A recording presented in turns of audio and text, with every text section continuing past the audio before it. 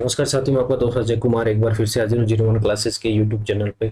आपका आज का जो वीडियो है वो ये इन्फॉर्मेटिव वीडियो होने वाला है। आप लोग कंप्यूटर अनुदेशक की तैयारी कर रहे हैं, जूनियर कंप्यूटर अनुदेशक और सीनियर कंप्यूटर अनुदेशक दोनों की तैयारी कर रहे हैं, तो आप लोग जानना चाह रहे होंगे कि इनकी सैलरी कितनी होती है। ये मैं इस बेसिस पे कह रहा हूँ जिस बेसिस पे मेरे को मैसेज मिल रहे हैं।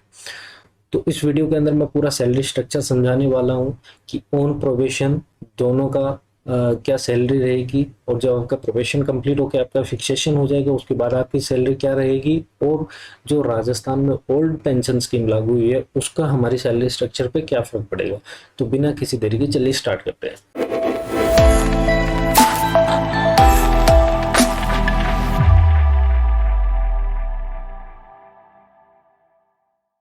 देखो, पहले तो मैं जो आपको पता है, एक हमारा जूनियर कंप्यूटर इंस्ट्रक्टर है, एक हमारा सीनियर कंप्यूटर इंस्ट्रक्टर है। अब आप लोगों को ये पता होना चाहिए कि जो जूनियर कंप्यूटर अनुदेशक है इसका जो पे ग्रेड है वो L8 लेवल 8 यानी 2800 पे ग्रेड की वैकेंसी है, और जो हमारा सीनियर कंप्यूटर अनुदेशक है ये L10 यानी 3600 पे ग्रेड की हमारी वैकेंसी है। अब पे ग्रेड का क्या फर्क पड़ता है, ये देखो।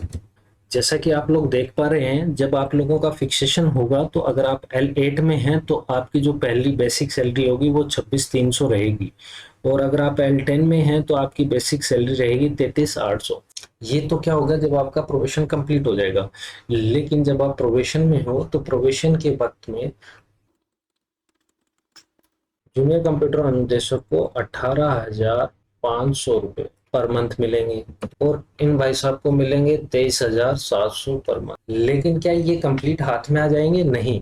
अगर मैं आज की बात करूं तो आज के टाइम हमारा जो एनपीएस न्यू पेंशन स्कीम है ये हमारा 10% कटता है, और ये ऑन प्रोबेशन भी कटता है। तो जो हमारा 18,500 ये है, इसका 10% 1850 कट के हमारे पास जो सैलरी आने वाली है वो कुछ ऐसा 16,650 ये हमारे इन हैंड आने वाली है। और ऐसे ही इसका 10% कट के 2370 माइनस हो जाएगा, जो हमारा बचेगा वो है हमारा 21,330। लेकिन दोस्तों यहाँ पे ध्यान देने वाली बात क्या है, अभी राजस्थान सरकार ने जो हमारा एनपीएस आया है उस एनपीएस को बंद कर दिया है। इस एनपीएस को बंद कर दिया तो ये जो हमारी कटौती है ये भी बंद खत्म हो जाएगी। तो अगर एनपीएस बंद हो गया तो अब जब तक आप लोग इसमें सिलेक्शन लोगे तो आपको पूरा का पूरा 18,500 और ये 23,700 आपको सैलरी मिलेगी ऑन प्रोबेशन। और अगर हम बात करें कि प्रोबेशन के बाद में क्या सैलरी मिलेगी, देखो जो भी हमारा सैलरी स्ट्रक्चर रहता है, सैलरी स्ट्रक्चर में एक तो होती है हमारी बेसिक सैलरी। बेसिक सैलरी जो होती है वो हमारे पे मैट्रिक्स से आती है। पे मैट्रिक्स कैसी होती है, जो मैंने आपको दिखाया था। पे मैट्रिक्स ऐसी होती है जो ये फिक्स होता है 26,300। जब आप L8 में आओगे तो आप 26 आपकी जो बेसिक रहेगी वो 26,300, यानी जो पहले साल में आपकी सैलरी रहेगी 26,300, और जब L10 का आएगा उसकी रहेगी 33,800। अब क्या होता है, सरकार के अंदर कुछ भत्ते भी मिलते हैं। भत्तों में कौन कौन सा रहता है? HRA जिसको बोलते हैं हम हाउस रेंट अलाउंसेस यानी मकान किराया, और एक रहता है हमारा डीए। देखो जो डीए है हमारा, ये डीएनएस अलाउंसेस यानी महंगाई भत्ता है। महंगाई भत्ता हर जगह से समान रूप से ही दिया जाता है। यानी आज के टाइम अगर मैं डीए की बात करूं तो हमारा डीए है 31%, और ये 31% किसका है? इस बेसिक का, यानी 26,300 का 31%। और यहाँ पे अगर हम निकालेंगे तो ये 33,800 का 31%। अब अगर बात करें एचआरए हाउस रेंट अलाउंसेस, तो गवर्नमेंट ने क्या, राजस्थान गवर्नमेंट ने क्या किया है, जैसे जयपुर, जोधपुर, कोटा, बीकानेर, अजमेर, इन सिटी के लिए तो एचआरए जो है हमारा वो हमारा है 18%। और इनके अलावा जो अदर सिटीज है उनके अंदर जो हमारा एचआरए मिलता है वो सिर्फ और सिर्फ 9% मिलता है। मान लो आप हनुमानगढ़ में हो या आप गंगानगर में हो तो आपको वहां जो एचआरए मिलेगा वो 9% ही मिलेगा। किसका 9%? 26,300 का 9%। और यहाँ रहोगे तो आपको यहाँ मिलेगा 18%। और जब इस भाई साहब की बात करेंगे तो इनका भी अगर हम मैक्सिमम लेके चलें कि मान लो आप जयपुर में रहने वाले हो तो आपको ये, अब ये जो अमाउंट आएगी हमारी, ये लगभग आएगी हमारी 39,187। और जिनको 9% हमारा एचआरए मिलेगा, उनकी आएगी 36,820 के आसपास। और ऐसे ही आप इनकी भी देख सकते हैं। अब ये तो क्या है, सारी की सारी इनकम्स हैं, मतलब ये तो सारा का सारा, ये भी प्लस हो रहा है, ये भी प्लस हो रहा है और ये भी प्लस हो रहा है। लेकिन हर चीज तनख्वाह में प्लस थोड़ी होगी, कुछ ना कुछ माइनस भी होगा। माइनस क्या होगा? राजस्थान सरकार ने सेंटर के तहत अभी आरजीएचएस लागू किया है, राजस्थान गवर्नमेंट हेल्थ स्कीम।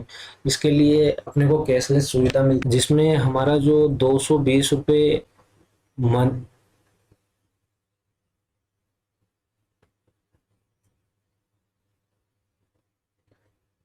220 रुपये एक चार्ज हो। उसके बाद में अगर एनपीएस होता तो एनपीएस की कटौती होती, लेकिन एनपीएस तो है नहीं। तो उसकी जगह हमारे पास दो ऑप्शन, एक एसआई है जिसको स्टेट इंश्योरेंस कहते हैं, और एक हमारा है जीपीएफ। ये जीपीएफ एनपीएस की जगह पे लागू हुआ है। स्टेट इंश्योरेंस की तो खासियत क्या होती है, ये आपके मार्च के अंदर ही स्टार्ट होता है। और जैसे मान लो अगर ये बेसिक कंप्यूटर वाला ये स्टार्ट करेगा तो इसकी 1,200 रुपए की कटौती होगी। लेकिन एसआई में हमें सुविधा देती है सरकार कि आप अपनी स्लेब स्लेब यानी जितनी हमारी ये सैलरी है, बेसिक सैलरी है, उनको स्लैब के अकॉर्डिंग बांटा गया है। आप अपने उस स्लैब के अकॉर्डिंग, जैसे ये स्लैब दी हुई है, आप इस स्लैब के अकॉर्डिंग, हमारा 26,300 2 नंबर में आता है तो हम 1,200 रुपए की कटौती होगी। लेकिन हम 2,200 और 3,000 रुपए तक की, यानी दो स्लैब ऊपर तक की हम अपनी कटौती करवा सकते हैं। ऐसे ही जब हम बात करेंगे जीपीएफ की, जीपीएफ में भी सरकार ने स्लैब के अकॉर्डिंग हमारी दिखा रखा है कि हम कितनी कटवा सकते हैं। जैसे मान लो 26,300 हमारी बेसिक है, तो अगर हम बात करेंगे तो ये भी 2 नंबर में, यानी 1,625 रुपये। तो ये अगर इसकी कटौती होगी 1,625 रुपये, तो ऐसे इनका डिडक्शन होगा। ऐसे भाई साहब ये इनकी सैलरी बड़ी है तो इनका अगर डिडक्शन की मैं बात करूं, एसआई की इनकी कटौती कहाँ से शुरुआत होगी? 33,800 की अगर हम देखें तो 33,800 जो हमारा 3 नंबर के अंदर आएगा तो ये 2,200 रुपये से, यानी इनकी मिनिमम 2,200 स्टार्ट होगी और ये 5,000 तक जा सकते हैं। तो अगर ये आपकी मर्जी होती है कि भाई साहब मेरे को तो 2,200 ही कटवाने हैं, अभी घर पे रुपए की जरूरत है, नया नया नौकरी लगा हूँ, मेरे को आईफोन खरीद के लाना है, तो आप 2,200 ही कटवाएंगे। ये मैं तब की बात कर रहा हूँ जैसे ही आपका फिक्सेशन कंप्लीट हो गया और उसके बाद जो 1 मार्च आती है आपका, 1 मार्च मतलब पहली बार जो मार्च का मंथ आता है उसमें ऐसा ही तभी से कटौती होती है। और फिर अब भाई जो जीपीएफ लागू हुआ है वो भी। तो ये सारी जो प्रोसेस कैलकुलेशन मैंने करी है, मैंने कैलकुलेशन करके ब्लॉग में लिखा है। तो मैंने देखा जो आपका जूनियर इंस्ट्रक्टर है, जूनियर इंस्ट्रक्टर की सैलरी तो पर मंथ 35K के अराउंड आ रही है। अराउंड का मतलब वो कटौती कम करवाता है तो उसकी सैलरी 35, 36, 37 चली जाएगी। और अगर ये कटौतियां वो ज्यादा कर रहा है, बुढ़ापे के लिए सेव कर रहा है, तो उसकी 33, 34, 35 ऐसी सैलरी चली जाएगी। और जो डीए का जो फर्क है वो तो है ही है, वो 2-3 हज़ार रुपए का फर्क पड़ जाता है। वहीं अगर मैं बात करूं सीनियर की, तो सीनियर का आपका 40K के अराउंड पड़ेगा। वही चीज इसमें है, कटौती कम है तो सैलरी ज्यादा हो जाएगी, 46-47 हो जाएगी, और कटौती ज्यादा है तो सैलरी 44-45-43 कुछ भी हो जाएगी। इस चीज को अच्छे से समझने के लिए एक ब्लॉग पोस्ट डाली है, जो मेरी ब्लॉग पोस्ट, जो हमारा चैनल का नाम है 01, उसी नाम से है। मैं लिंक डिस्क्रिप्शन में दे दूंगा आपको, मैं दिखा देता हूँ कि कैसे क्या किया है। इसमें स्टार्टिंग से लेके मैंने ये बताया है कि जैसे हम L8 में है तो हमारी प्रोबेशन के टाइम हमें कितनी सैलरी मिलेगी, L10 वाले को कितनी मिलेगी, फिर जो हमारी पे मैट्रिक्स है वो दे दिया है। पे मैट्रिक्स के बाद हमारी बेसिक सैलरी कितनी है, 18%, 9%, डीए एचआरए का क्या सीन है, और उसके बाद जो कटौतियां होंगी वो कैसे होगी, स्लैब कितना है, एसआई का स्लैब कितना है, जीपीएफ का स्लैब कितना है, और इसी प्रकार हमारा सीनियर इंस्ट्रक्टर है उसकी भी सैलरी कितनी है, ये हमने निकाल के दिखाया है। तो मैं लिंक डिस्क्रिप्शन बॉक्स में आपको प्रोवाइड कर दूंगा। और इसमें मैंने कुछ क्वेश्चंस भी डाले हैं, अगर आप लोग चेक करोगे, जिसको मैं धीरे धीरे अपडेट करने वाला हूँ, अगली बार इसका सॉल्यूशन देने वाला हूँ। अभी तो इस वीडियो में मैंने 8-10 ही क्वेश्चन डाले हैं, इसका मैं सॉल्यूशन दूंगा आपको। तो मिलते हैं अगले वीडियो में जल्दी, तब तक के लिए बेस्ट ऑफ लक। वीडियो अच्छा लगा है तो लाइक करो, शेयर करो, और कमेंट करके अगर आपके कोई भी सवाल जवाब है इससे रिलेटेड तो आप कमेंट बॉक्स में डालो, आपको तो आपको जल्द से जल्द रिप्लाई मिलेगा। Thank you.